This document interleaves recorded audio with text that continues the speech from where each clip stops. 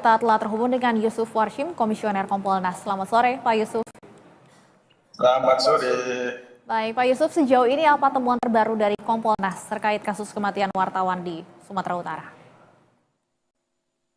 Dalam pantauan Kompolnas sampai saat ini, kami masih memantau bahwa sesuai dengan yang dirilis 2 hari lalu, adanya penetapan 2 tersangka dan sedang dalam proses penyidikan mengembangkan ada pelaku lain. Jadi kami sebagai pengawas tentu mendorong sepenuhnya kepada penyidik untuk terus menggali fakta-fakta berdasarkan bukti-bukti yang ada dan tentu juga bisa mengumpulkan alat bukti baru. Nah, jadi kita belum bisa menduga-duga dulu. Semuanya harus berdasarkan fakta-fakta, hanya tentu yang sudah dilakukan dengan adanya 2 tersangka ini ya tentu ini kita apresiasi, hanya tentu apa yang akan dilakukan sepenuhnya sekali lagi. Semuanya itu kita hormati kewenangan penyidik di dalam mengumpulkan bukti terkait dengan dugaan tindak pidana yang pada saat ini sudah ada 2 tersangka. Yang kedua, pihak Polda Jabar sendiri, pihak Polda Sumut sendiri kan membuka posko pengaduan. Jadi apapun ada informasi-informasi, adanya dugaan-dugaan keterlibatan di luar 2 tersangka tersebut, tentu melalui posko pengaduan tersebut bisa disampaikan, nanti akan didalami dan penyidik akan melakukan penyidikan terhadap informasi-informasi yang disampaikan dalam posko pengaduan. Baik, ya Pak Yusuf, seperti yang Anda sampaikan, polisi sudah menangkap 2 pelaku pembakaran. Namun hingga kini dalang maupun motifnya belum diungkap.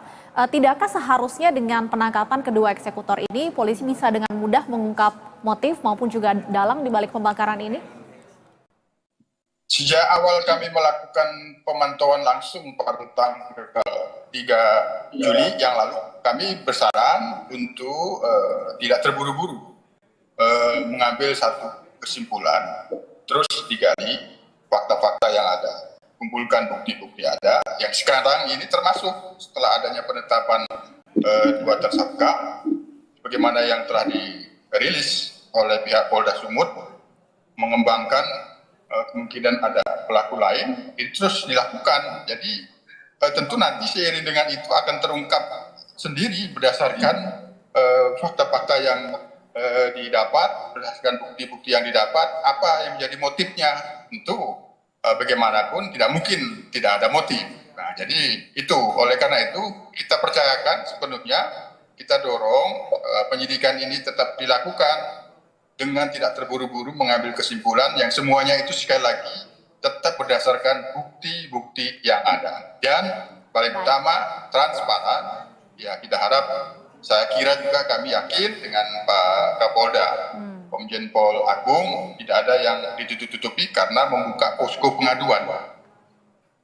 Ya, dokter forensik menyatakan korban masih hidup saat kebakaran terjadi. Apakah Kompolnas juga mendapatkan laporan ini, Pak, saat turun langsung ke lapangan?